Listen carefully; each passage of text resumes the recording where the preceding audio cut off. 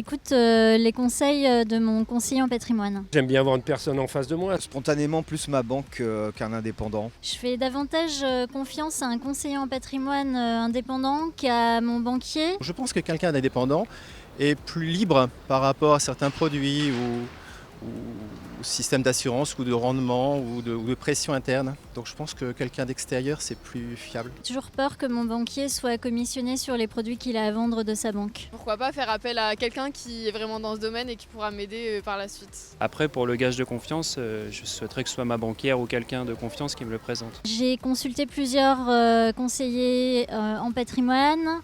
Ils m'ont fait une étude et j'ai pris celui qui m'avait semblé le plus pertinent et sérieux. Ça passe par le banquier, généralement. Je suis abonné à une newsletter qui parle un peu de macroéconomie, de placement, voilà, c'est quelque chose d'assez digeste pour que moi je puisse comprendre en fait toutes ces données qui sont un petit peu opaques.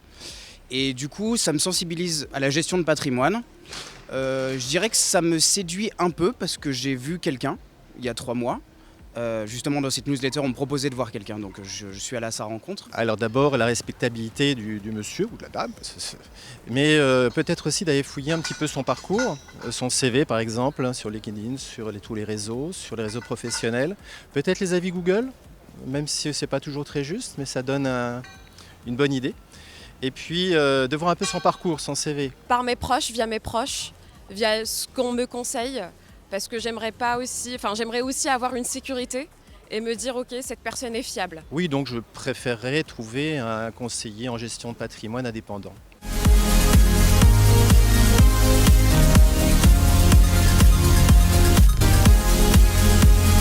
Les nouvelles opportunités, je les découvre parfois sur des blogs spécialisés, par l'intermédiaire de ma banque. Principalement en faisant des lectures de manière autonome sur Internet, des forums. Internet, on peut voir un peu tout et rien, donc je ne sais pas si c'est forcément fiable. Mais on peut avoir des bons témoignages, je pense, mais il faut prendre avec des pincettes et vérifier les propos. Donc principalement Internet, mais aussi les newsletters des banques et puis la lecture des médias et des pages économiques. Je fais pas beaucoup confiance à Internet, encore plus quand il s'agit d'argent. D'abord, je pense à ma famille et après, oui, peut-être si j'ai besoin d'un conseiller, je n'hésiterai pas à prendre un rendez-vous. Sur certains réseaux sociaux, il y a plein de personnes qui partagent des informations sur comment gérer ses placements, même comment comment on peut faire des actions. Instagram, Facebook, non. Des contacts, oui, ça peut être intéressant, qui connaissent bien l'économie et qui peuvent nous aider à placer de l'argent. Comment ça peut nous rapporter, à quel moment il faut faire nos actions. Je ne regarde pas ce qui est sur Internet, parce qu'il y a beaucoup de déchets, beaucoup de choses qui pour moi ne sont pas intéressantes. Ah si, c'est une source d'information. Ouais. Je prendrais plutôt des avis de terrain et puis j'essaierai de me faire mon idée à partir de ça. Je crois avoir assez de discernement pour éviter les sites malveillants ou qui ne seraient pas trop indépendants. Faire un peu plus attention à Internet que les médias, que les journaux traditionnels. Par la presse et bien sûr par le retour de mon conseiller fiscal. Voilà, LinkedIn. À la rigueur, oui, c'est peut-être plus facilement sur les médias sociaux que je vais trouver une info par rapport à la télé ou ce genre de choses. J'irai chercher ça, oui, dans les infos. J'irai peut-être consulter des sites. Souvent, ça marche par recommandation. Hein. C'est vrai que moi, ça me donne confiance quand c'est quelqu'un qui connaît quelqu'un. Ouais, Google, où je demande à des amis qui travaillent dans le secteur de la finance de marché ou d'entreprise. Tapez directement sur Google son nom, son prénom ou sa boîte, regardez les avis, ce qu'il en ressort. On peut s'intéresser à ce sujet à travers différents biais, comme les podcasts, comme j'ai fait, ou les réseaux sociaux.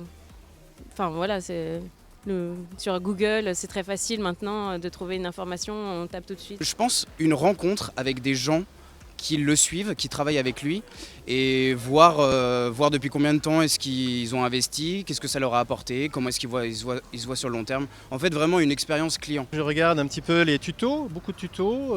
J'essaie de m'abonner sur les newsletters de, par exemple, je sais pas, Investir ou Boursorama, parce que c'est très pédagogique, c'est facile.